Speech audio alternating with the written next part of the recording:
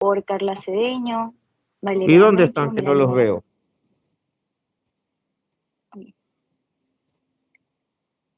Yo estoy aquí, doctor.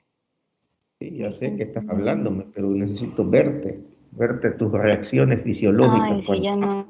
A ver, entonces déjeme. Creo que no puedo prender la cámara si estoy compartiendo.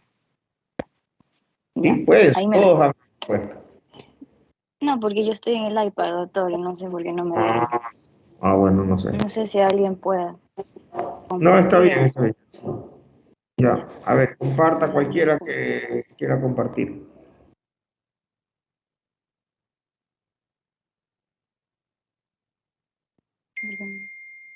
Ya, comparte nomás. ya. Qué raro que no se pueda, pero bueno.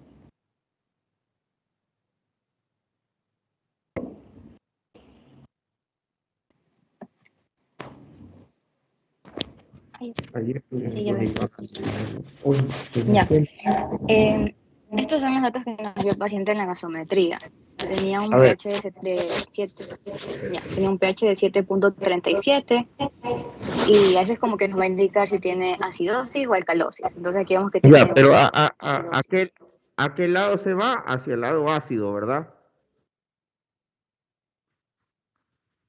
A ver, yo veo, pero contesten nomás, abran los micrófonos ustedes, los del Hacia grupo, el para que dicen que cuando... comenten. Bien, efectivamente, 737 se acerca más a 735 y efectivamente va para acidosis, ¿verdad? Ya. Y ahora, ¿qué tenemos Sí, que fijarnos? Lo siguiente. del CO2, del CO2 y del oxígeno. Y que habló del bicarbonato. Ya, entonces vemos cuál de los dos nos lleva más a lo que es la acidosis.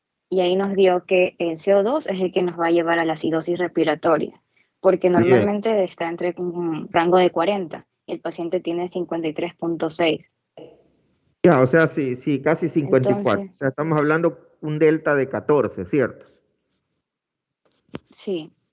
A ver. Y ya después vamos a ver cómo calculamos todo eso. Entonces, hasta ahorita, ¿cuál es el Entonces, diagnóstico? como acidosis respiratoria y esperamos una compensación con alcalosis metabólica. Por eso el bicarbonato está en 30.4 cuando Ya, debería estar en entonces, 24. el diagnóstico sería acidosis respiratoria totalmente compensada con alcalosis metabólica. Alcalosis metabólica. A ver, veamos ahora tu Ya. análisis. Sí, el análisis que nosotros hicimos es ver qué tipo de acidosis respiratoria es, si es una aguda o una crónica. Y usted nos había enseñado la regla de 1-4-2-5. Ya, en la Ujú. acidosis respiratoria estaba en que si era crónica, aumentaba por cada 10 miligramos sobre mercurio de CO2, aumentaba 4 miliequivalentes de bicarbonato. Y nuestro paciente sí hizo eso. Aumentó, déjenme ver si puedo hacer por acá y yo tengo los otros cálculos. Ya, aquí. Aquí yo vi cómo hacía si era una crónica o una aguda. Yo lo relacioné como que era una crónica y lo hice una regla de 3, no sé si esté bien. Dice que Perfecto. debería subir 10 mil equivalentes de CO2, entonces debería No, subir milímetros 4 de mil mercurio. Acuérdate que a ver, Valeria. milímetros de mercurio de CO2. Perfecto. Sí, por cada 10 milímetros de mercurio de CO2 debería subir 4 mil equivalentes de bicarbonato. El paciente subió en cambio 13.6, porque aquí hicimos la resta, 53.6 que tiene el paciente de dióxido de CO2 y a menos 40, 13.6. Entonces, ¿cuánto debería haber subido en lo que es el bicarbonato? Y ahí nos dio que debía haber subido 5.44. Eso es el esperado, el valor esperado en bicarbonato. Pero nuestro Ya. paciente subió a 6.4 y nuestra duda aquí era si el paciente hizo una alcalosis metabólica, pero si está bien, o sea, no sé si aquí se puede hacer como que un rango mayor de 2 menos 1, así. Siempre, siempre Eso se sí se puede lo consideraría esperar, bien. siempre se puede esperar un más menos 2. O sea, nunca es perfecto, Ah, ¿no? ya. Entonces está dentro del rango. Entonces, entonces decimos que es una acidosis respiratoria crónica compensada. Exacto. Ese es el diagnóstico, no hay otro. Sí, Y también hicimos el año, sí, también hicimos el anion gap. Bueno, y como sabemos la fórmula, sodio más potasio, menos cloro más bicarbonato. Hicimos toda la fórmula y nos dio 11,66 que redondeamos a 12. Entonces, entre los valores normales, que es de 8 a 12 el anion Ya. gap. El anion Y gap los realmente, el anion gap realmente tiene mucha aplicación, es solo cuando hay acidosis metabólica. Si hay alcalosis metabólica, ahí no tiene mayor valor, ¿no? Pero sí, está bien que lo hayan hecho como ejercicio. Efectivamente, eso es. ¿Saben qué es un paciente que tiene qué? Tiene distrés, tiene baby lung, tiene 15 días ventilado, pero ya está mejor, está ventilado y tiene, al tener baby lung, se le hace una ventilación con poquito volumen. Entonces eso hace que incremente el CO2. Al incrementar el CO2, el riñón tiene que en 4 días, 5 días ir reteniendo bicarbonato para producir la alcalosis metabólica compensatoria.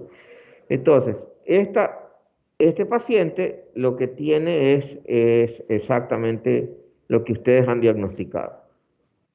Bien, ahora sí ya creo que estoy medio contento. Entonces vamos a ver puro jodido nada más. A ver dónde está el grupo de Useche. doctor, también antes de cerrar, Dime. estos valores también nos decían la glucosa y la creatinina. Sí, sí, Entonces, también la glucosa de 114 va a estar elevada porque vimos como que era un paciente diabético no, no, no, controlado. Pues no te oigo, vale, se oye todo cortado. sí, internet. Pero sí me escuchó. Ahora sí, clarito. Me escuchó lo de la glucosa. No, lo de la glucosa no, lo último nada más.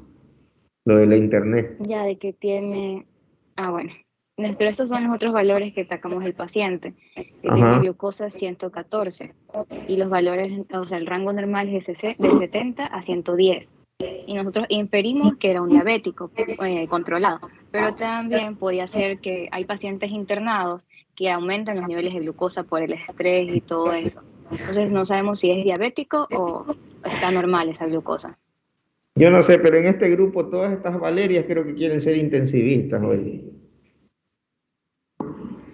Sí, efectivamente, sí, exacto. El problema es que se les pone corticoides como parte del tratamiento y los corticoides aumentan la resistencia a la insulina y eso produce hiperglucemia de estrés, sin ser diabético necesariamente. Es el tema. Y el 0,40 de creatinina, que lo ves bajo, es porque esta enfermedad desnutre Sí, es y el entonces la creatinina baja. Bien, buena observación. A ver, el grupo de Useche, no se vayan. Doctor, justo eso quería preguntarles, que en mi grupo ya hicimos las correcciones de cuando nos analizó nuestro caso, pero tuve un pequeño problema en el análisis que me confundió en la parte de el delta de bicarbonato y el delta de anion gap. ¿Podría, Ah, por favor, permitirnos revisar eso, proyectar las diapositivas con las correcciones? ya, bueno, pero quería yo enseñarles una herramienta. Sí, ya te voy a permitir. Espérame un momentito. Déjame compartirles Gracias. esto aquí. Espérame un cachito. Yo les voy a compartir una cosita. ¿Dónde estás? Oye, sí estaban todos, ¿no? Sí, doctor. ¿Y por qué no me sale lo que está? A ver, yo les enseñé a usar esta paginita, ¿no? ¿Verdad? Sí, doctor. Y en el teléfono la tenemos. Sí, ya nos enseñó. Vamos a ver. Ayúdame ahí con tus datos, Useche, Eduardo. De la gasometría de nosotros. Sí, de la tuya, claro. Ya, déjeme. Ajá. pH 7.31.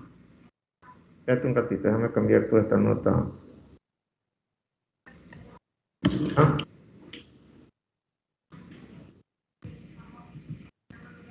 ya, PC2, 50.8. bicarbonato, 25.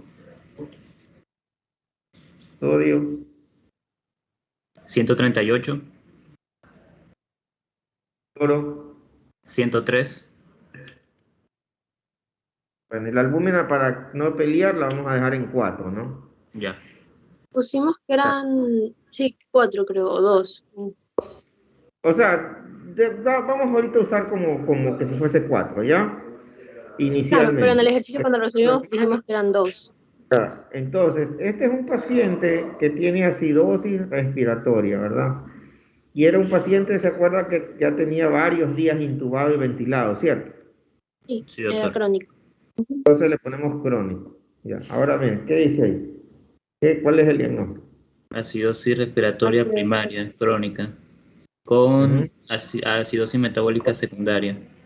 ¿Y cuál fue el diagnóstico que dijimos, que sacamos nosotros ayer? Sí, sí llegamos a ese diagnóstico. Mi duda es porque encontré como que dos formas de calcular el delta ratio, que una era utilizando el anion gap, pero sin contar la albúmina, restado del valor normal del anion gap. Pero en otro utilizaban para el delta de anion gap, era el anion gap con albúmina restado del anion gap calculado sin contar la albúmina. Entonces, eso me dio dos resultados diferentes. Sí, sí, Que, no, que sí me dice. normalmente se usa el anion gap medido, es decir, el que lo sacas con la medición, no no usando albúmina, porque entonces ahí se deforma todito. Ah, ok, sí, porque en la clase nos dio 2 versus 1, pero contando la albúmina me dio 6 versus 1, porque la albúmina pues incrementa lo que es el anion gap. Claro, Entonces por eso me confundí. claro, sí, este paciente, de hecho, fíjate que, ¿cuánto era que tenía de sodio? 138. ¿Y cuánto de cloro? 103. El bicarbonato 15 era, ¿no? 25. 25, perdón. Ya, y mire, si yo le pongo 2 gramos de albúmina, mira, ahí está. Eso sería el anion gap, ¿verdad? Y aquí ya te sale el delta gap. Ajá, que nos salió 2 a nosotros. Pero Ya, con la albúmina sale es- 7.5 al lado. Ajá. así es. Exacto, Salió Ah, igualito. ok. Sí, exacto. a nosotros nos dio igualito así, pero esa era mi duda, si contaba la albúmina o no la contaba. Cuando ustedes ven acidosis metabólica, es el momento de hacer el gap y tomar en cuenta la albúmina. Porque ¿cuándo se toma en cuenta la albúmina? Cuando está en esos valores limítrofes.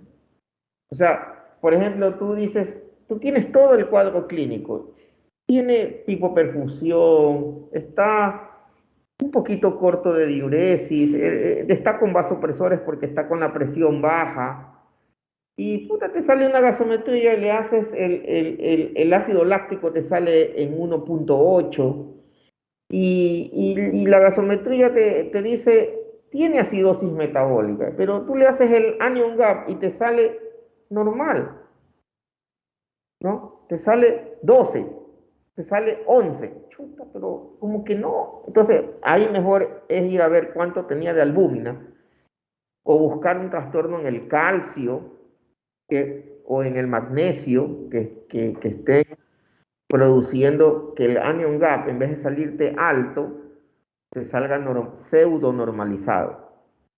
No sé si me hago entender. Mm, Ya. listo, doctor, sí. Ya, y la Ya. otra que tienen que buscar es el delta-delta, es decir, hacen el delta gap versus el delta bicarbonato que deben de ser 1 a 1. Sí, Si ese el sí lo hicimos. bicarbonato está, el valor del bicarbonato está más caído, respecto al delta el delta bicarbonato está inferior al delta GAP, entonces ahí hay otra acidosis, porque estás perdiendo bicarbonato. Y ahí es cuando sale como pseudo normal. Entonces, justo, por ejemplo, en este paciente nos salía como que tiene 10, 12, pero ¿tiene o no tiene? Entonces, ahí se busca la albúmina y ahí ustedes ven que ya el delta corregido es de 7, mira. ¿Ya? Ujú. Ya, Así nos salió de 7 versus 1 que nomás cayó el bicarbonato. ya, exacto. Entonces, bueno, esto, perdón, aquí es que había 2. Es que no, me olvidé de ponerle aquí la cifra. Ahí está, ese sería. Entonces, realmente el paciente no es que tiene 10 de GAP, tiene 15. ¿Ya? Y es porque tiene 2 gramos de albúmina, acordándonos que cambia, ¿no? Entonces, por eso, estos sistemas que ustedes tienen, que les estoy mostrando, son herramientas, pero nunca uno debe dejar de lado el cerebro. A ver, el otro grupo teníamos que se pongan los del otro grupo para ver y que me dicten cómo era, para ver si el programa sale como nos salió a nosotros. Doctor, el segundo grupo. Ajá, el segundo grupo. A ver, el pH era de 7.39, ¿Ah? CO2, SO2 21.6. aquí sugiere alcalosis, ¿no? ¿Verdad? Ujú. Ya, bicarbonato, Bicarbonato 12.8, ¿ya? sodio 142, ¿Ya? cloro 124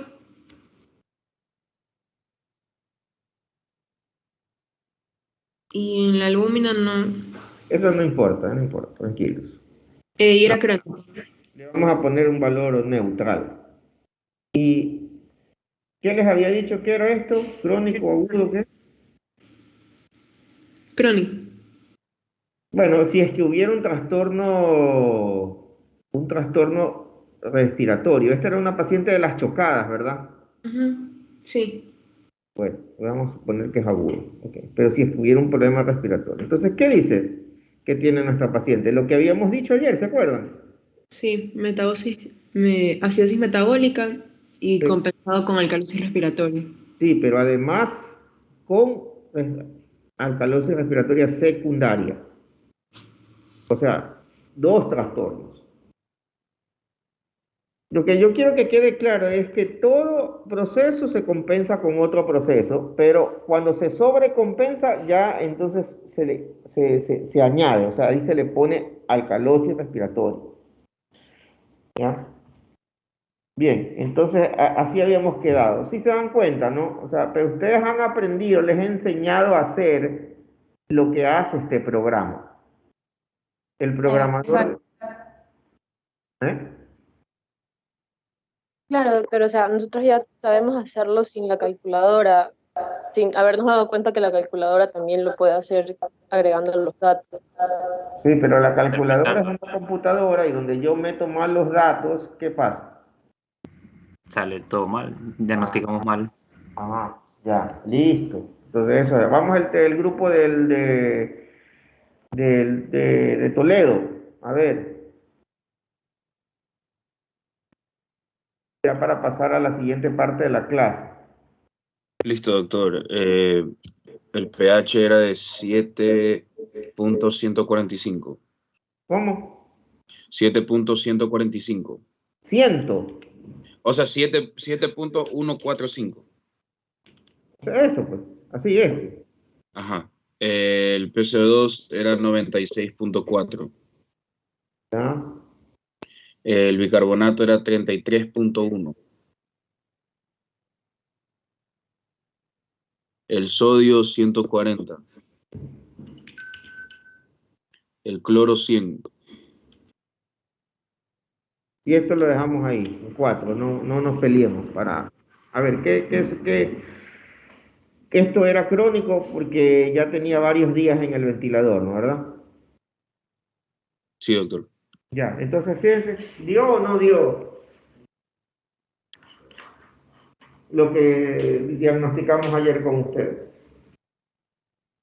Sí, doctor. Sí está. Acidosis metabólica con anion gap aumentado.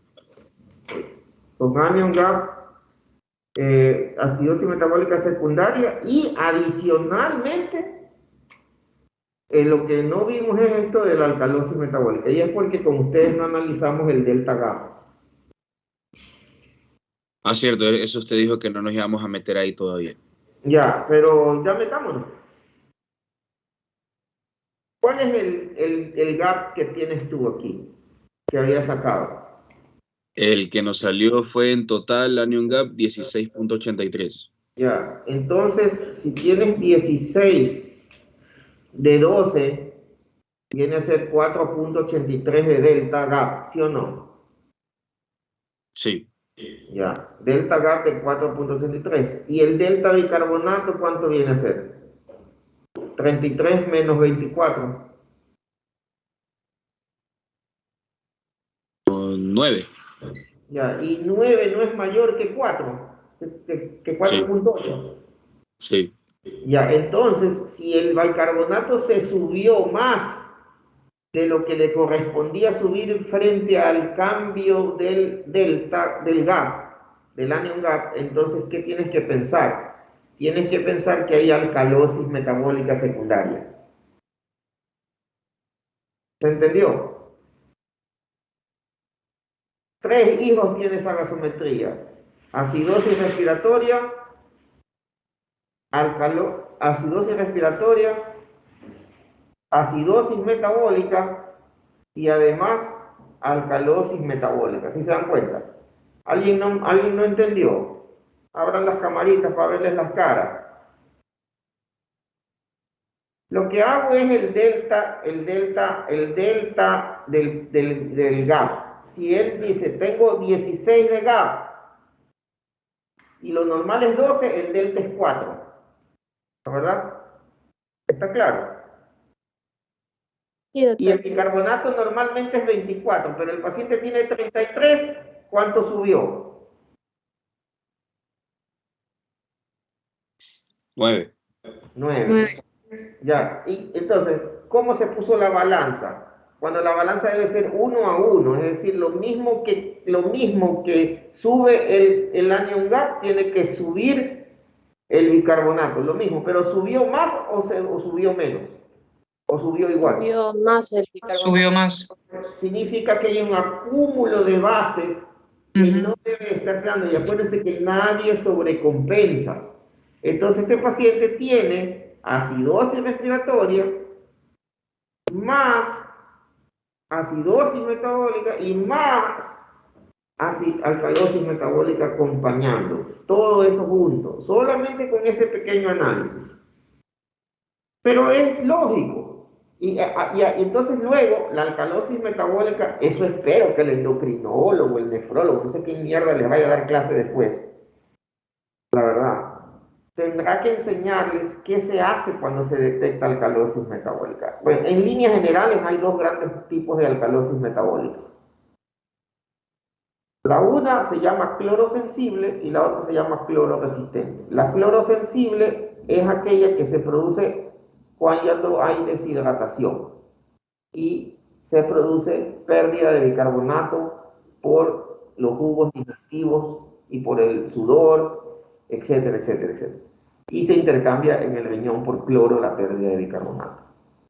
¿Ya? Alguien, por ejemplo, que tenga un exceso de salivación, le han puesto una sonda nasogástrica, una sonda nasoduodenal y está abierta una funda, o tiene una fístula pancreática, una fístula biliar, o está perdiendo, le han puesto furosemida, que son diuréticos. Entonces, ustedes van a ver que o tiene una acidosis tubular renal de tipo 4, no, de tipo 2, la que se produce bicarbonaturia. Entonces, ustedes van a ver que esos pacientes van a tener, el cuerpo va a intentar retener cloro y sodio, porque se está deshidratando. Y el cloro en la orina va a ser menor de 10.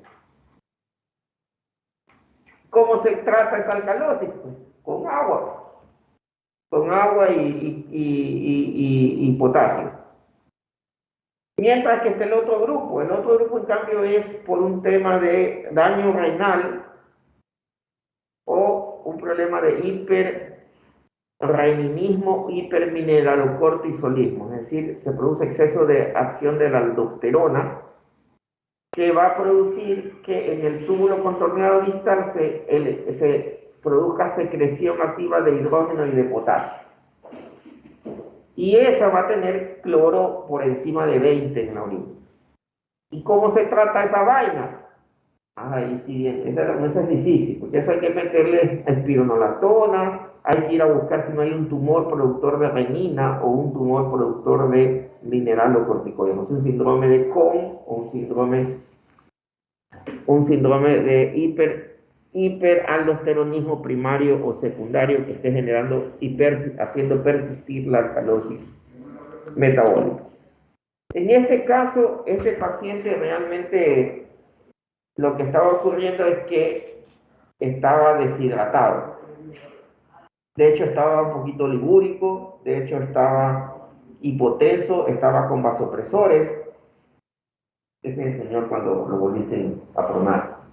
¿Te acuerdas que lo tuviste que meter volumen para corregir? Ya. Entonces, el doctor que está aquí, el doctor Peñafiel, que está oyendo el debrief de los pacientes que vio el fin de semana, porque el pobrecito se enfermó medio mundo aquí y se quedó 48 horas de guardia, porque era el único sano. Entonces, le estoy enseñando con ustedes cómo el análisis de los gases de un paciente que él vio. Y lo que él hizo fue medir con el eco el flujo sanguíneo por la aorta, primero en posición semisentada y luego en posición en posición de Trendelenburg, perdón, con la cabeza hacia abajo, 30 grados. Y él lo que encontró es que subió el flujo, ¿verdad? Más de 15%, y eso le dio la pauta de que lo que le pasaba al paciente era que estaba seco. Entonces le metió líquidos, mejoró la diuresis y mejoró la alcalosis metabólica. Después solamente se encontró que el paciente tenía acidosis respiratoria compensada. Que aunque ustedes no lo crean, es la gasometría del grupo 2, del grupo de Toledo, porque esta era la del grupo de Toledo, ¿verdad? Sí, doctor. Sí. Ya, es la de la PCO2 en 96.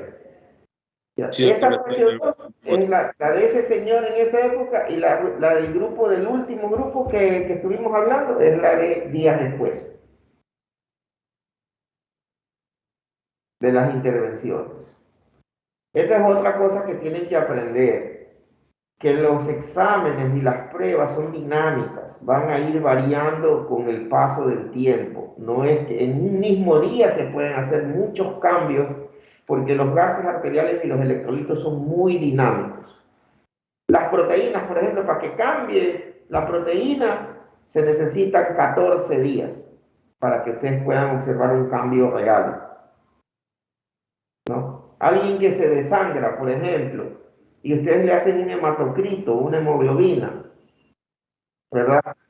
A las finales le sale normal. ¿Por qué? Porque la sangre cuando se pierde más líquido que sangre. Entonces se concentra y ustedes no van a ver el valor real. Por eso es importante el seguimiento. Bien, hasta ahí lo dejamos. Ya veo que sí han cogido el tema de los gases arteriales. Ya, yo sé, va a faltar tiempo, no los quiero perfectos, pero veo que han aprendido la herramienta diagnóstica en la cabeza. Bueno, ahora, vamos a ver, había unas preguntas que teníamos que hacernos con respecto a un paciente que tiene distrés. Entonces voy a poner mi pantalla. Vamos a poner una página web. Ya, esto lo voy a cerrar.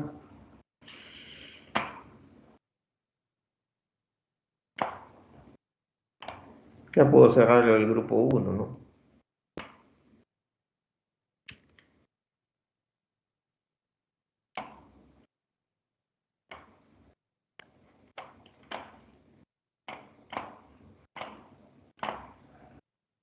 Ya. Entonces, cuando yo tengo un paciente que tiene distrés, y yo les había hablado que la estrategia para el distrés respiratorio era ventilarlos con poquito volumen, ¿verdad? Entonces yo digo, ¿y eso quién lo soporta? ¿Verdad? ¿Cómo yo sé que eso es lo que hay que hacer? Entonces, vamos a ver, vamos a pensar. Dice, puedo escribir así, low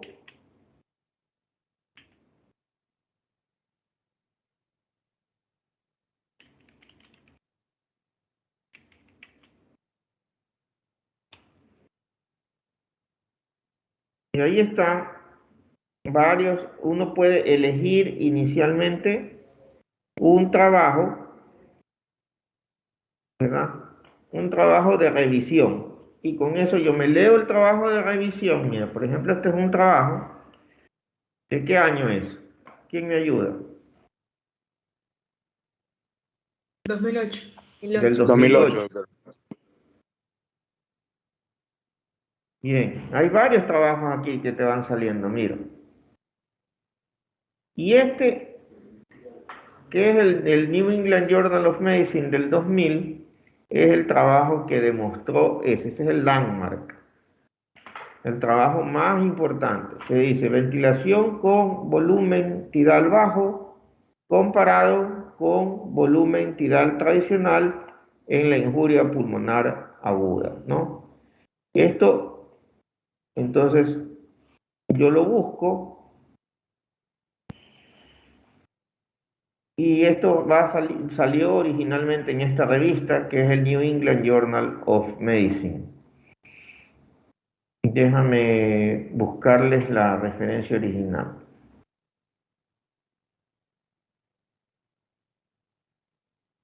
Pues bueno, ha pasado tanto tiempo que ya lo han citado tantas veces que hay que ir buscando. Entonces, este es el artículo original. Miren cuántos años. ¿En qué año estamos ahorita? 2022. 22 años. Ajá. 22 años atrás, un grupo de médicos en los Estados Unidos se reunieron y dijeron, vamos a ventilar a los pacientes de una forma versus la tradicional. Y se ajustaron, se tuvieron que de veras comprometer a hacer las cosas como decía el protocolo. Y comprobaron, ¿verdad? Miren, ya les voy a mostrar aquí. Esto era el grupo que recibía los tradicionales y este es el grupo con bajo volumen. ¿Cuál era el volumen aquí que usaban? 12. Aquí la mitad. ¿Cuánto es? Chiquillos. 6. Entonces, las presiones en la vía aérea que desarrollaban estos pobres individuos, la presión de la vía aérea era de 50, mientras que estos eran menor de 30.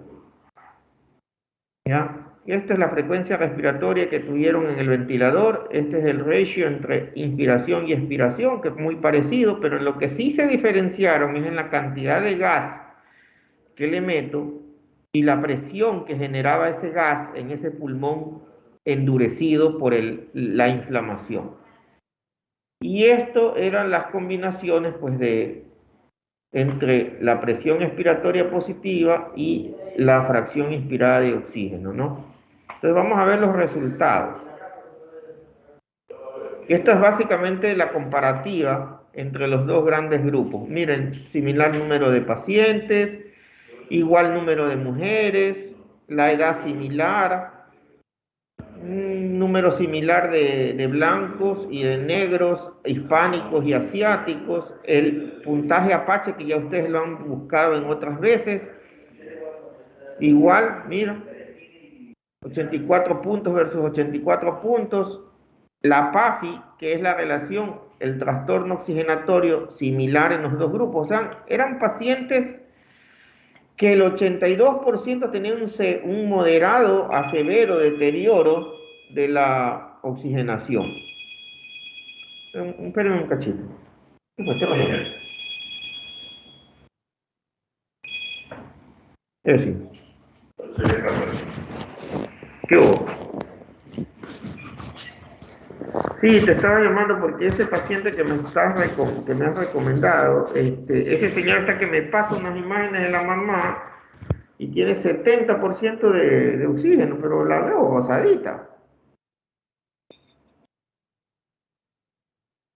Oye, lo que yo quería era que, no sé si tú le hablas a la San Ginés, pues para poder, porque sí tengo una camita para esa señora en casa. Ya.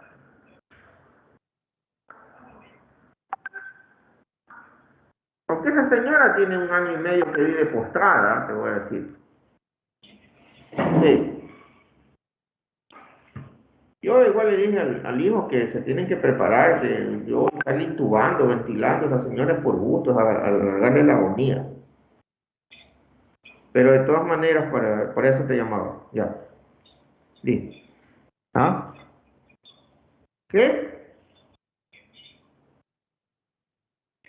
Eso, huevada.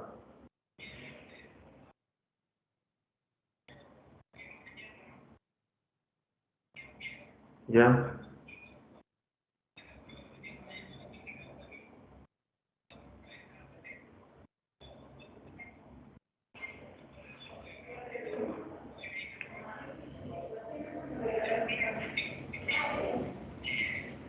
Tema.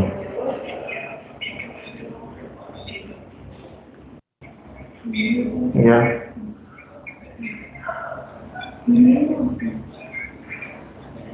Ajá. Sí.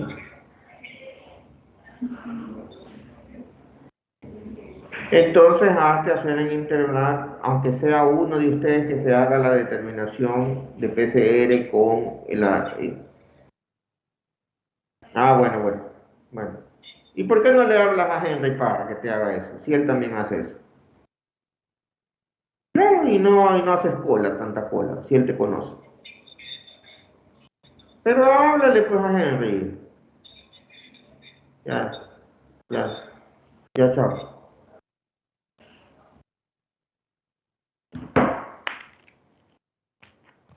¿Ustedes han descubierto cómo hacer para poderlos ver, así como cuando yo presento algo, se ve así la diapositiva y los veo las caritas a ustedes? ¿Han descubierto cómo hacer eso? Es que no se puede, cuando uno presenta algo, tiene la presentación, pero no se puede ver el grupo, no sé cómo se hace con esto. A ver, entonces, miren ustedes, siempre un trabajo tienen que ustedes analizar qué tipo de pacientes estuvieron viendo para poder saber comparar, ver si lo que compararon, verán, cuando un estudio se trabaja y se quiere comparar, uno tiene que ver que lo que se comparó era pera contra pera, pues, manzana contra manzana, ¿no? No que van a coger y van a comparar, meten en un grupo piñas y en el otro grupo ponen manzanas, pero claro que van a ser diferentes y los resultados pueden ser completamente distintos porque eran poblaciones distintas, pues. No sé si me hago entender. Entonces, siempre ustedes vean, ahí tienen la pantalla, porque ustedes sí me ven la pantalla, ¿verdad? Yo soy el que no puedo verlo. Sí, doctor, sí. Ya, miren, fíjense en la pantalla que yo estoy aquí proyectando. Son pacientes que prácticamente eran copiados, o sea, este es el Apache 3, misma severidad, misma intensidad de la perturbación de la oxigenación, misma cantidad de gente con una PAFI menor de 200, o sea, muy graves. El volumen tidal finalmente que se les administró, aquí es 676 y aquí fue 665, y este es el volumen ventilatorio, que es básicamente esto multiplicado por la frecuencia respiratoria. El número de fallos de órganos muy similares. Miren la cantidad de las causas del distrés, bastante parecidos en los dos grupos. Entonces, eso les habla a ustedes de que efectivamente sí se comparó pera contra pera, manzana contra manzana. ¿Me hago entender? Porque imagínense que en un grupo hubieran habido más negros y en el otro, digamos, 80% negros y en el otro grupo que querían matar negros, ¿no? Por ejemplo, en el estudio. Entonces los inflaban a los negros como sapo a 12 mililitros por kilo y a los blanquitos que si les caen bien, ¿verdad? Ah, esos manes les ponemos ¿Será que prenden la cámara? Que quiero verles la cara a todos. Concha. Como que la internet les cuesta, si les pagan, lo cobran lo mismo. Aprendido, doctor. Si lo mismo cuesta. Con cámara apagada y con cámara prendida, la mensualidad es igual. Cuesta $38 mensuales. O 40, no sé cuáles pagan ustedes. Con cámara prendida o cámara apagada. ¿Qué cosa?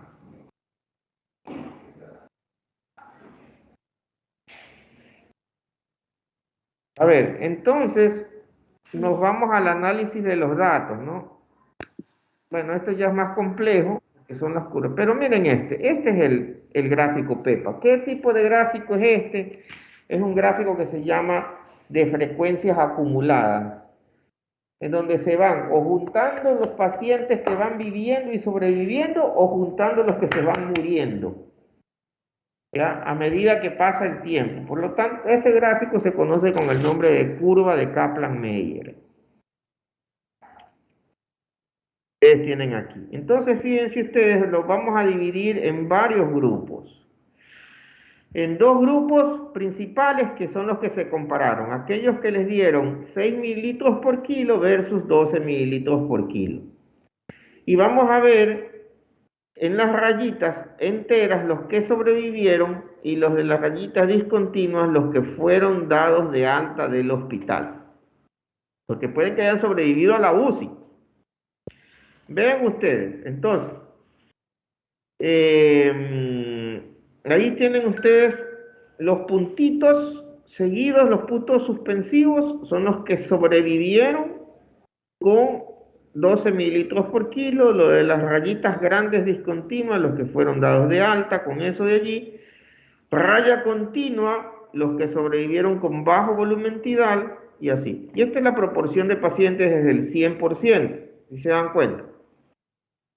Estos son los que fueron dados de alta, van creciendo en el tiempo. Y estos son los que van muriéndose en el tiempo, por lo tanto son los sobrevivientes. Entonces, fíjense ustedes cómo estos que tienen bajo volumen tidal, que fueron ventilados, son los que menos se murieron. Miren, ¿ya? Son los que menos se murieron. No sé qué pasó. No sé si se las paso. Bueno. Mientras que los que fueron ventilados con volúmenes tradicionales, miren la caída es mucho mayor y ya se evidencia en el día 20. Mira, ya para el día 15 de ventilación mecánica ustedes ven la gran separación que hay entre las dos curvas, ¿no? Entonces, eso del análisis da de que el grupo, miren, aquí están las P, de que recibió bajo volumen tidal, sobrevivió el número de sobrevivientes al día 28, que sin asistencia respiratoria era de 65% versus solo el 55% en el grupo tradicional, con un muy buen valor de P. ¿Ya? Y esta es la cantidad de digamos, de injuria del ventilador, es decir, que el ventilador reventó pulmones, fue igual, y el número de días sin fallo orgánico fue mucho mayor, 3 días versus el grupo tradicional, ¿no? Esto te está hablando de la respuesta de los pacientes. Y este es uno de los primeros trabajos que muestra que tratando bien el distrés no tienen por qué los pacientes morirse más allá del 30%. Excepto el COVID, ¿no? El COVID tiene, de acuerdo a la edad, si los pacientes tienen más de 60 años, tienen una mortalidad del 70%. Si tienen una edad de 40 años, tienen una mortalidad del 45 al 50%. Y si son más jóvenes de eso, la mortalidad es del 40%. Pero el distrés producido por el COVID es bastante importante, es un distrés distinto. A ver, Sara Beatriz, no sé si me cachaste la idea. ¿Cómo busco yo? Sí, doctor.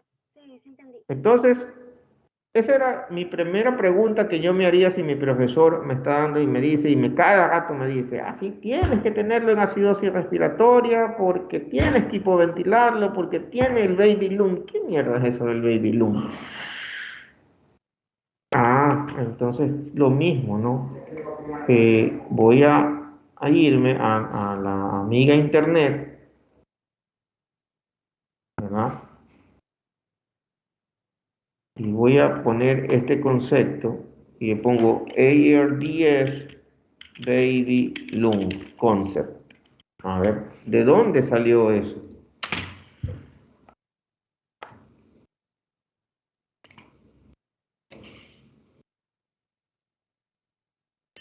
Y aquí encuentro en PubMed una revisión probablemente.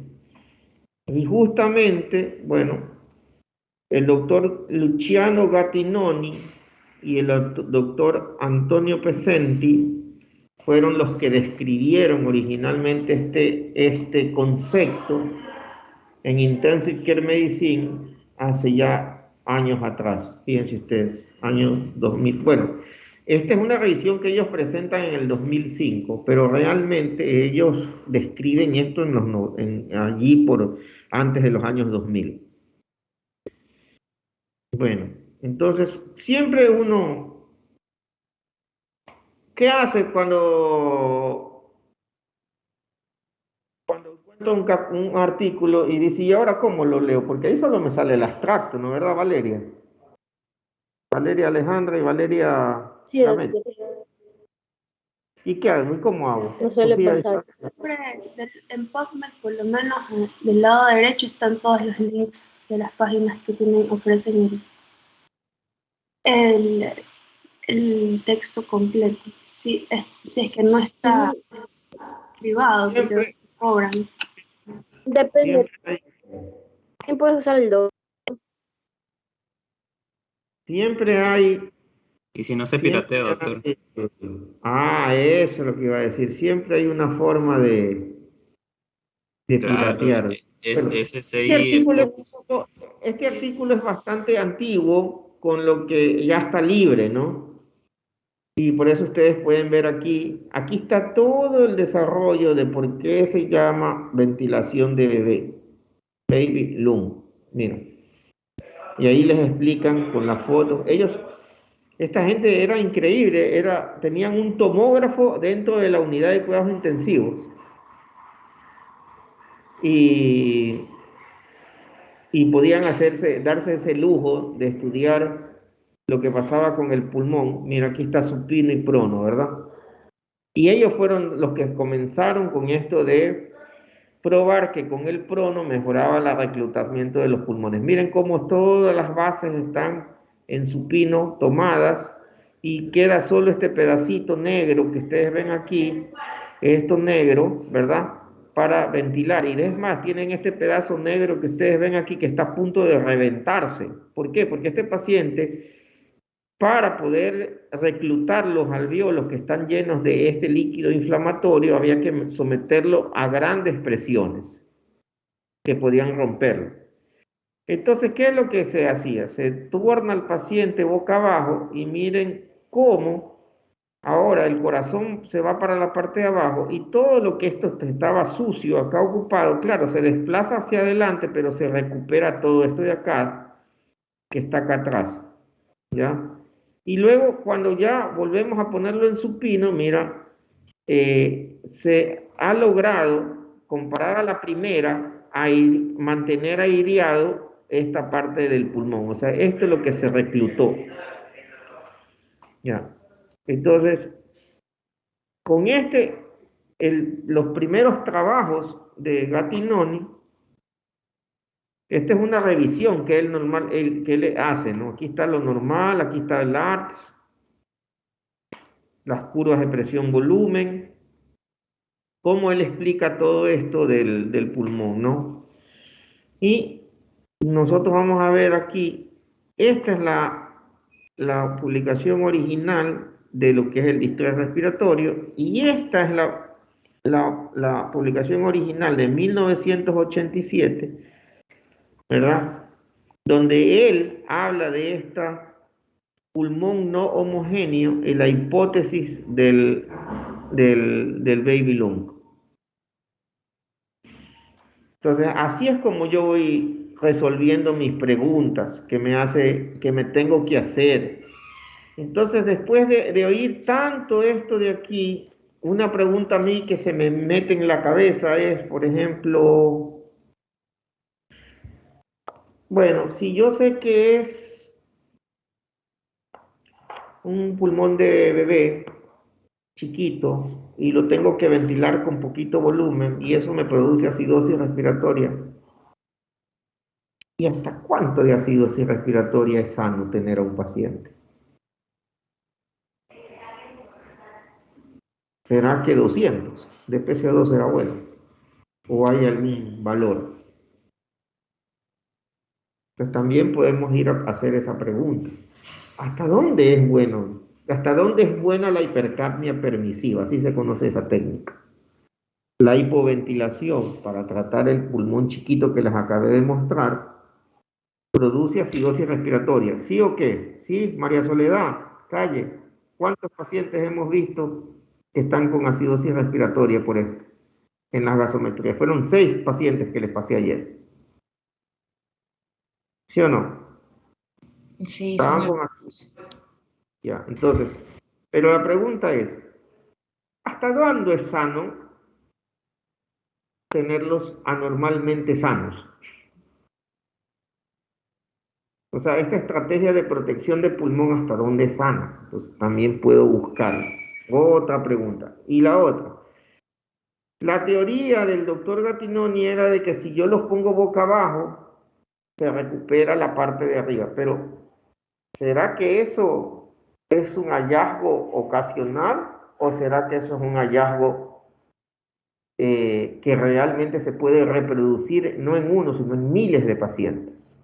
Entonces, miren, ahí vamos, otra pregunta que hay que resolver. A ver, entonces, ¿qué ponemos? Dice, prone position versus supine y air 10. Bueno, van a la luz de los hallazgos, ustedes van a encontrar muchas cosas. Porque de esto ha pasado mucho agua bajo el puente. Ven, aquí es un pequeño artículo de revisión que creo que esto está hecho para pacientes. Déjenme ver si hay otro. Acá está. Este es el comparativo que dice posición prona versus posición supina en los adultos con distrés respiratorio. Metaanálisis de los ensayos clínicos realizados. ¿Qué es un metaanálisis? Es un conjunto de datos que se obtienen a partir de varios estudios clínicos. Entonces, ahora vamos a meter el trabajo que hizo Eduardo, el de Aarón, el de María Soledad, el de Sofía, el de Valeria, el de Sara Beatriz, el de Susan. Cada estudio de esos lo vamos a meter todos sus resultados en una sola bolsa y los vamos a comparar para sacar una conclusión. ¿Ya? Bueno, este trabajito, y los chinitos son expertos en eso, les encanta hacer esas vainas. Y vamos a ver, aquí está cómo la forma en la que ellos trabajaron,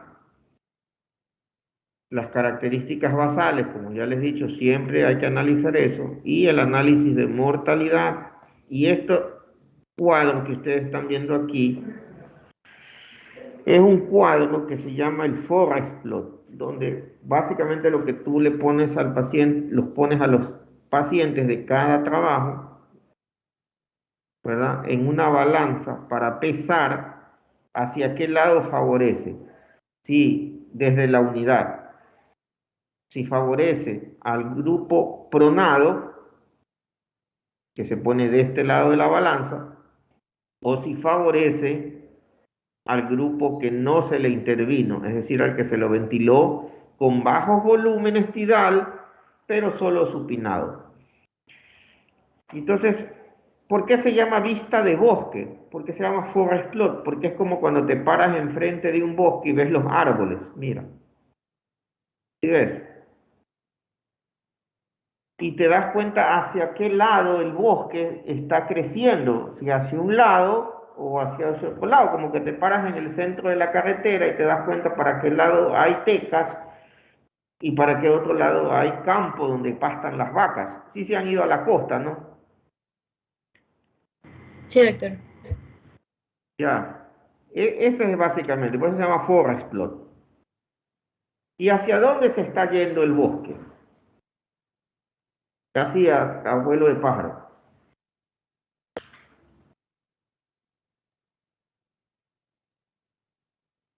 ¿Hacia qué lado? Izquierda. Hacia el lado izquierdo, ¿no?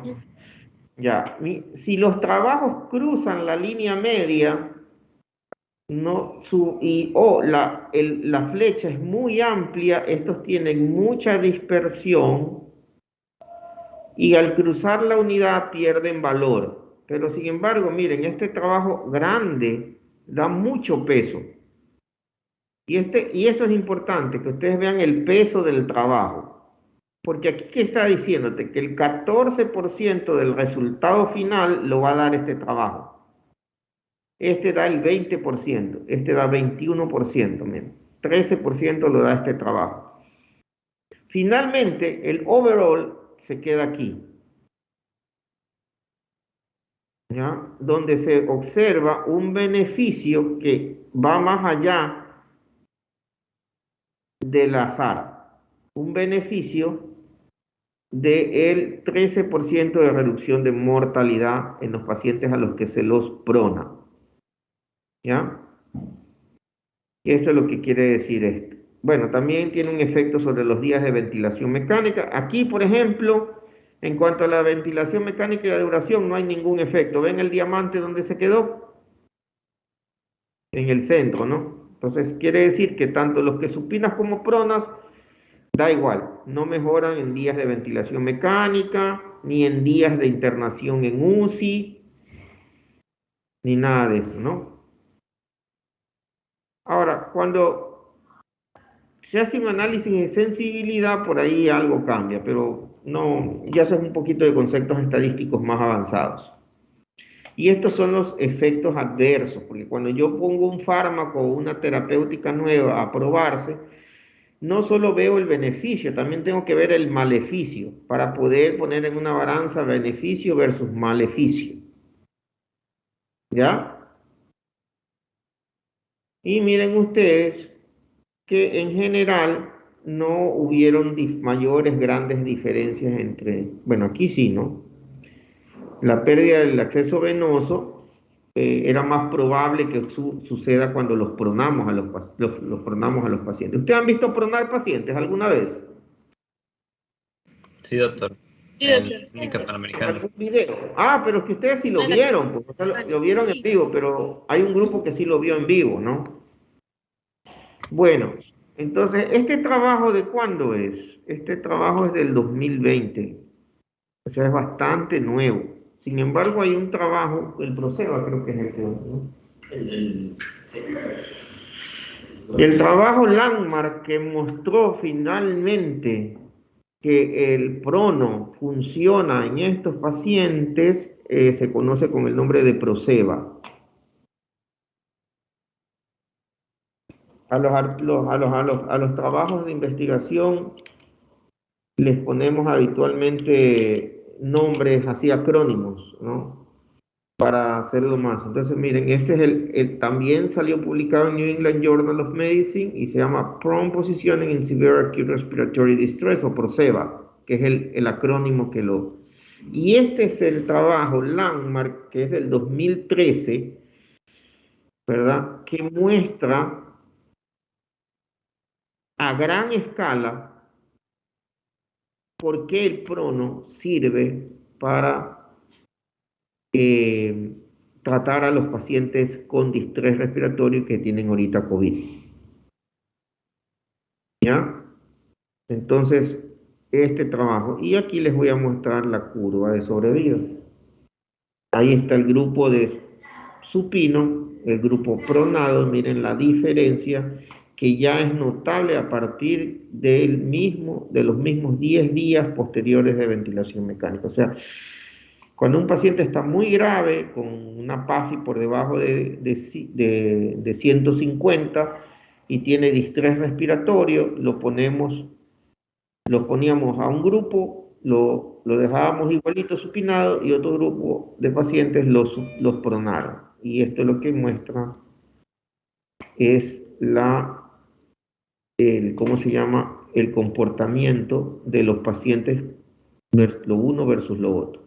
Bueno, todo trabajo tiene después una discusión donde es como una recopilación de todo lo que se conocía de antes versus lo que estás probando para sacar una conclusión. Entonces, ¿por qué no les mando a hacer este trabajo de distrés que en algún momento a Toledo le había dicho que tenía que hacerlo para que se reivindique por haber llegado tarde? Pero es que lo que pasa es que se necesita ser especialista en terapia intensiva para eso, para entender un montón de conceptos que están ahí. Pero mientras más lean y más, cuando aprende, uno se hace máster en andar en bicicleta montándose en la bicicleta y no limitándose. Ay, es que no, yo soy solo estudiante, ¿yo qué voy a entender de eso? Hay que leer. Y yo tampoco aprendí, nací sabiendo, pues. Yo tuve que leer y aprender. Entonces, lo que vamos a hacer mañana, el viernes, es que vamos a traer los casos clínicos que van a preparar.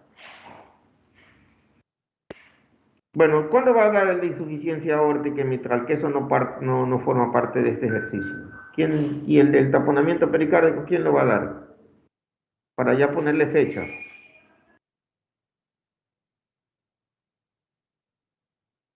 Tú sí. ¿Quiénes eran los implicados en esos 2 muerticidios? ¿Usted se acuerda? Tú sí. Doctor, yo creo que eso, si no me equivoco, el grupo de la insuficiencia aórtica mitral y los derrames es el de Valeria Gamecho. Es el mío, doctor, sí. Ajá. ¿Y para cuándo, niña? Niña Valeria. Ahí solo vas a hacer una revisión de lo que es insuficiencia aórtica y eso nada más.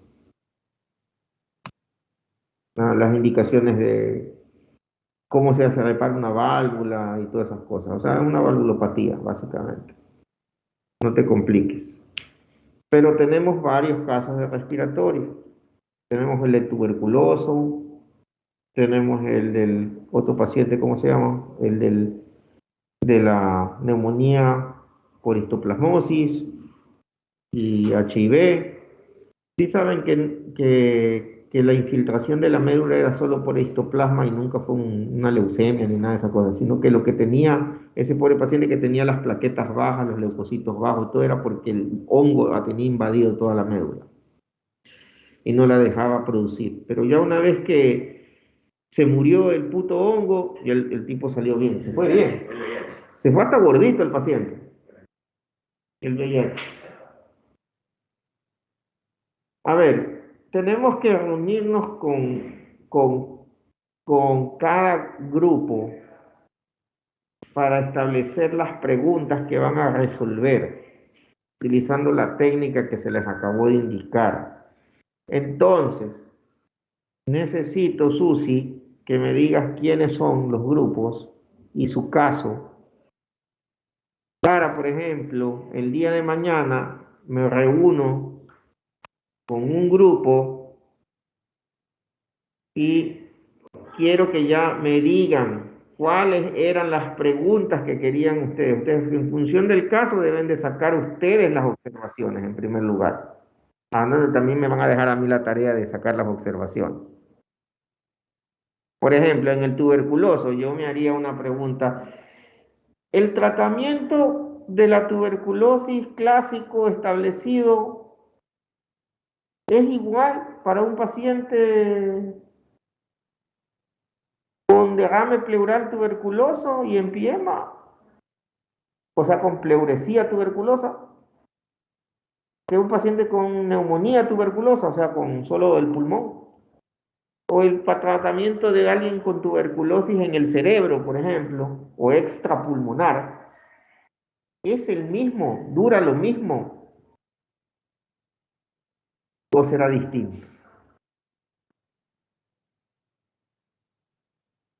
¿Alguno se lo preguntó de los que vieron al paciente tuberculoso? Normalmente se dan un régimen acortado, ¿verdad? De 6 meses, 2 meses de que se dan 4 drogas y 4 meses que se dan solo 2 drogas. Pero digo, ¿eso sirve?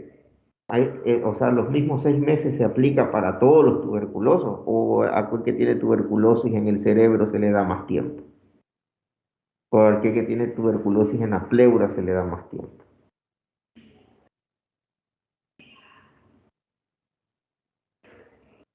Bien, por ejemplo, bonita pregunta.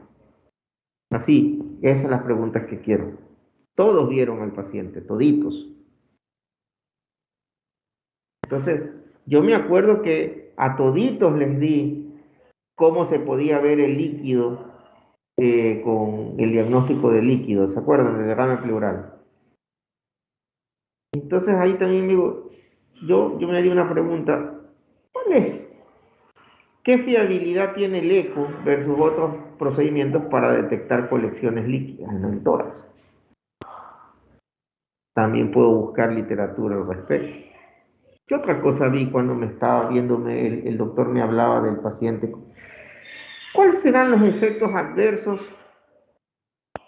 de la asociación? Porque son 4 drogas. ¿Habrá alguna forma de calcular el riesgo de tener un evento adverso con tanta droga? Otra pregunta interesante. Y si el paciente tuviera SIDA, porque una de las cosas que se ve muy frecuentemente es tuberculosis más SIDA, y si ese chico joven salió, ¿te acuerdas del chico, el peladito jovencito que tuvo tuberculosis? El que lo tuvimos aquí un par de días y después lo pasamos al piso. Ah, sí. Ya, un chico que vino de... Ustedes saben que en la península hay harto maricón.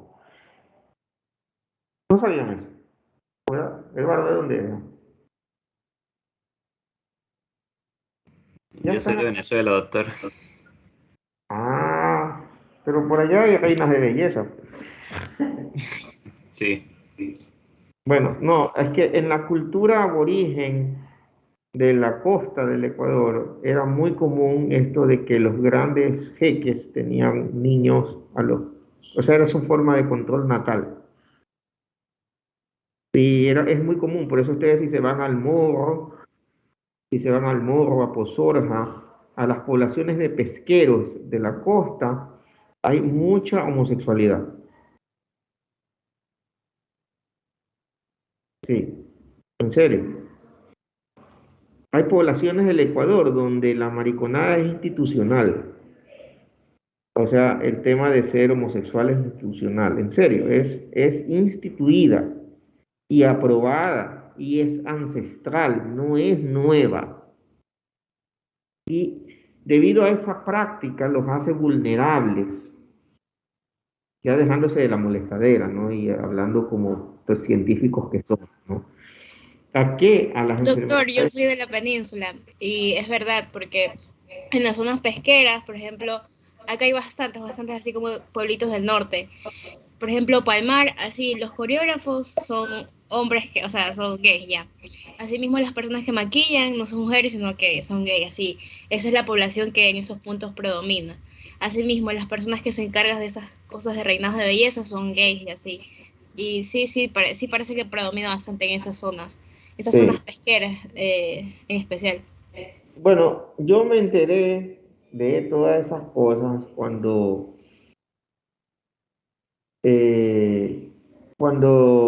comencé a ver en una de las rotaciones mucho HIV. Y entonces yo preguntaba, ¿y de dónde es usted? Del Morro. ¿De dónde es usted? De Pozorja. ¿De dónde es usted? De La Libertad. ¿De dónde es usted? De Ancón. ¿De dónde es usted? De Palmar. Puta, ¿qué tanto maricón?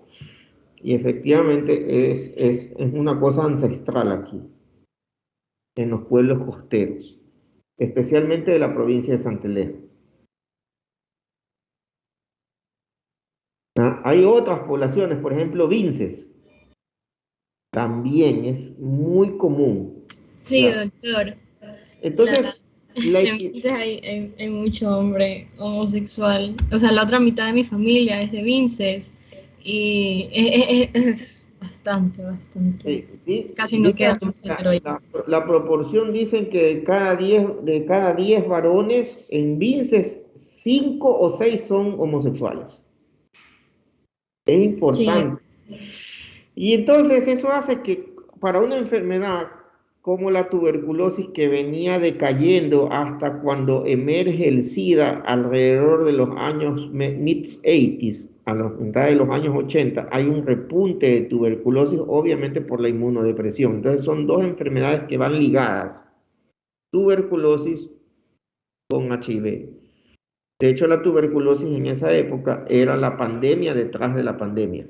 La pandemia era el SIDA, porque se dio en todo el mundo, y la pandemia detrás de la pandemia oculta era la resurgencia de la tuberculosis. Cuando ustedes vean tuberculosis, inmediatamente tienen que meterse en la cabeza ustedes, es hacer el testing de HIV. Y entonces este chico, que ustedes lo vieron, no digan nada, pero tenía HIV positivo.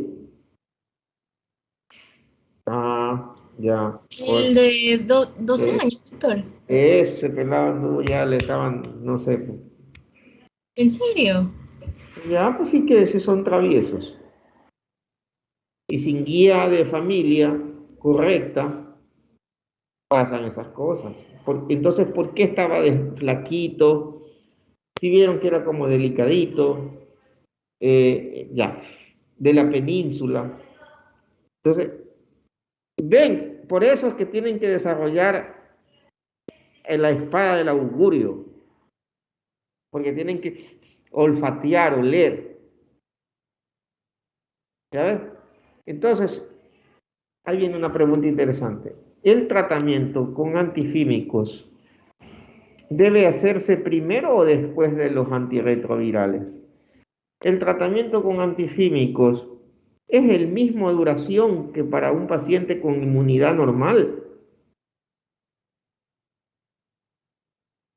¿Ve? Como yo tengo un chorro de preguntas en mi cabeza. Yo veo un paciente y enseguida se me meten un chorro de preguntas en mi cabeza.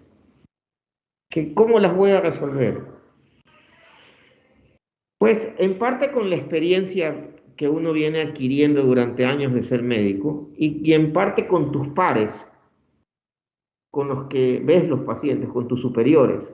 Pero la mayor parte de las dudas se resuelven con la literatura. Entonces, por eso es que tengo que trabajar con ustedes en ese aspecto.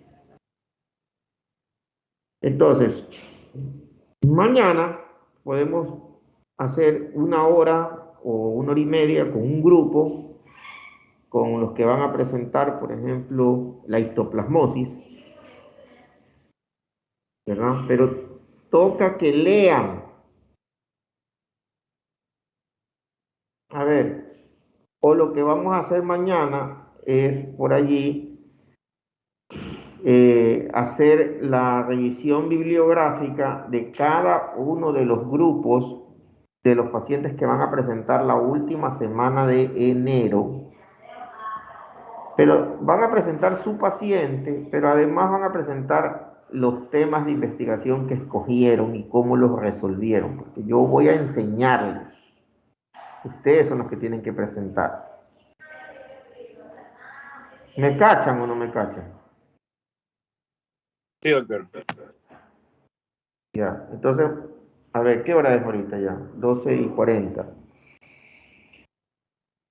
Yo quisiera ahora, la verdad estoy súper cansado. Ayer fue un día 4 ingresos, tuve una asmática descompensada, tuve una distresada obesa, tuve una eclántica con gel severo y oliguanuria y todas esas cosas. Entonces estoy medio cansadón. Si no, si siguiera más tiempo. Y me hubiera gustado otra tanda de gasometrías, que por ahí se las tengo. Entonces, a ver, ¿qué vamos a hacer el día de mañana? No, el día de mañana yo quisiera que ya Susi me diga, a ver, fulano de tal va a ser de tuberculosis. Este grupo de acá va a presentar el paciente con histoplasmosis. Este grupo de acá va a presentar el paciente con cáncer de pulmón. Y este otro grupo de acá va a presentar el paciente con COVID. ¿La verdad? ¿Cuántos grupos son en total? 6 grupos, doctor. Ya igual Sí, ya sí, les queda la lista por ¿Cómo internet. 6 grupos? ¿6 son? Sí. Sí. Somos 5 grupos de 6 y uno de 5. Somos 29 personas. ¿Y cuántos pacientes habían? Hay, sin contar el del paciente con endocarditis que ya presentamos, serían 5 casos. Porque el del A ver, estrés dijo que no, el paciente Hermosilla tampoco, y en el caso de asma también. Hermosilla se puede utilizar como para neumonía grave de la comunidad. Claro, pero nos había dicho que no porque ya teníamos el paciente Zúñiga con neumonía por COVID y teníamos el paciente Vera por neumonía con VIH atípica. Entonces ya nos dijo como que, bueno, ya tenemos 2 con neumonía y en eso habíamos quedado, creo. Bueno, ya, lo importante es que casi todos vimos los pacientes. Acá lo importante es que queden claros ciertas cosas en cada caso. Por ejemplo, a ver, ¿y qué más? ¿Quiénes eran los otros que tenían que...? La viejita lo que tuvo fue derrames pleurales, insuficiencia aórtica e insuficiencia mitral. Ese es el otro grupo, ¿o no? Déjeme decirle, sí, a ver, tenemos a la paciente que ya mencionó con insuficiencia aórtica. Uno de asma, ¿no? ¿Verdad? Un par de pacientes con asma, ¿verdad? Sí, pero eso los vieron en las vacaciones, los chicos que fueron... Pero yo eso de allí es sencillo. Yo tengo por ahí todas las gases y creo que eso Soledad creo que lo fue a ver. Y está la radiografía y eso. Acuérdense que acá no vamos a enfocarnos tanto en el paciente. Vamos a enfocarnos en resolver las preguntas que nacen de cada paciente. Entonces yo lo que quiero es que del grupo de asma, el que va a presentar, yo hasta puedo hacer la reseña del caso clínico, no tengo problema, pero lo que necesito es que los que fueron a verlo me hagan las preguntas. ¿Qué preguntas les gustaría resolver? Bueno, Por ejemplo, ustedes, el grupo de ustedes, Valeria, ¿cuál era aparte de la endocarditis? Nosotros tenemos el caso del paciente con cáncer del pulmón, el absceso pulmonar, el señor Morán. Entonces, yo quisiera que ustedes lean, mañana va a ser asincrónica, pero no es que van a vagar, van a leer cáncer de pulmón. Lo mismo, el grupo de Valeria Gamecho va a leer acerca de insuficiencia aórtica, insuficiencia mitral. Ya, el grupo del que tiene que presentar la histoplasmosis y la neumonía típica en HIV va a leer acerca de SIDA e histoplasmosis. El grupo de tuberculosis va a leer acerca de tuberculosis. No es que van a vagar. Y yo voy a aprender, voy a tener así, los voy a tener así en el, ¿cómo se llama? Y voy a hacer preguntas.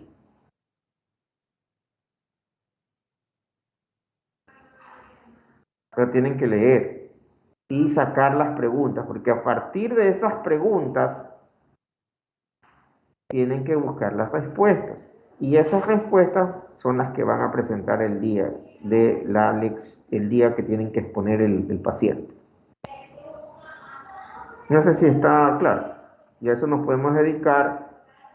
El jueves hacen como el marco teórico, el viernes me exponen las preguntas y les enseño a buscar las respuestas. ¿Ya? O sea, doctor, cada grupo va a leer sobre el tema que le toque. Claro, pero lógico. Listo, doctor. Entonces, por ejemplo, mi grupo es neumonía por COVID, tenemos que leer neumonía por COVID. Neumonía por COVID, exacto. Listo. Todo, fisiopatología, tratamientos, no sé qué, y luego hacerme una lista de 4 preguntas que quieran resolver al respecto. Por ejemplo, si yo voy a hablar de neumonía por COVID, ¿y por qué corticoides en el COVID? ¿Y cuál es el mejor corticoide que se debe de usar para el COVID? ¿Y cuándo tengo que poner el corticoide? ¿Da lo mismo ponerlo al inicio o es que es al final o en el medio? ¿Cómo? O sea, me hago entender. De lo que lea, tengo que establecerme unas preguntas y de esas preguntas me tienen que decir, doctor, estas son las preguntas, es lo que a mí me gustaría saber en función de mi paciente, lo que tenía mi paciente y lo que tuvo, lo que vi, que con lo que lo trataron, ¿verdad? Porque ustedes vieron al paciente, vieron con qué estaba medicado. Y además van a ir a leer. Entonces, pero ¿por qué esto? ¿Por qué esto? ¿Y por qué esto? 4 preguntas. Y en función de esas 4 preguntas hacemos la revisión bibliográfica. Ahí van a leer la revisión bibliográfica que hagan y finalmente la exposición. ¿Quién no está entendiendo el orden? Aunque ustedes no lo crean, esto es medicina. Ahorita, la primera parte es la artesanía, el arte. Lo que hicimos todo el primer parcial, viendo pacientes, tocando pacientes, oyendo pacientes, analizando los pacientes y luego presentando los pacientes, eso es artesanía. Ahorita van a hacer la parte científica, la parte profesional. Buscar las respuestas ante las dudas. Tienen una herramienta muy bacana ustedes que se llama UpToDate. Y la internet, otra herramienta poderosa. Eso es lo que pienso, que yo creo que aunque parezca, y peor ahorita que ya estamos encerrados, que no hay ni cómo darles clase presencial, entonces tenemos que aprovechar. Bueno, todavía está la asmática en el hospital para los que quieran ir. No sé si quieren ir. Bueno, ahí se las dejé ofrecidas. Bueno, ya está ahí nomás, disculparán nomás, pero estoy medio muerto, ya me caigo del sueño. Medio descansé 2 horas a las 5 de la mañana. Chao.